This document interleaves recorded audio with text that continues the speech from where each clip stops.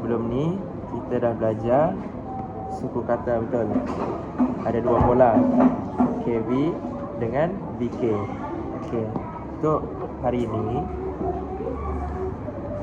sama juga kita akan menggunakan pola, tapi pola ni dia lebih banyak. Okey, yang hari itu suku kata.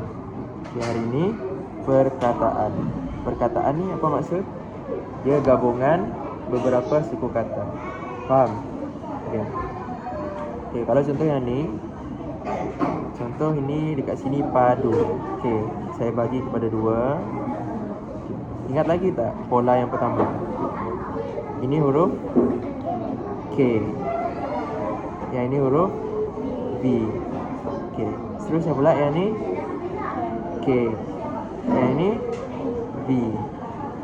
Nampak tak kat atas ni? KB, KB. Nampak? Jadi ini pola KB, KB. KB tambah KB. Jadi sebutan dekat sini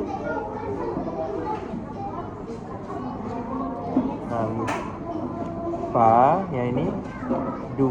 Jadi padu.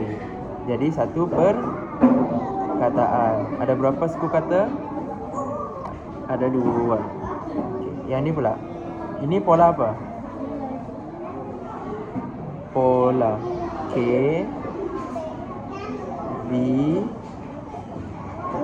K, V. Okey, sama kan? KB, KB. Okey, jadi ni ada berapa suku kata?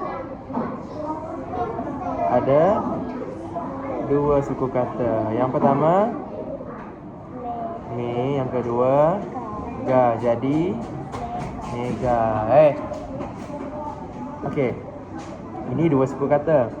Okey, sekarang tiga. Okey. Yang ini tengok sini. Ini apa? Pola dia K. Yang ini V. K, V, K, V. Ada berapa suku kata? Tengok ni.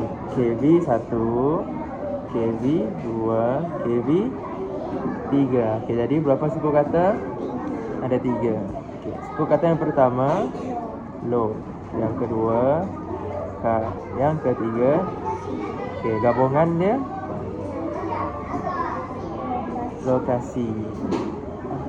Ada berapa suku kata? Ada 3 suku kata. Ini yang pertama, ini yang kedua, ini yang ketiga. Betul? Okey, boleh faham? Okey.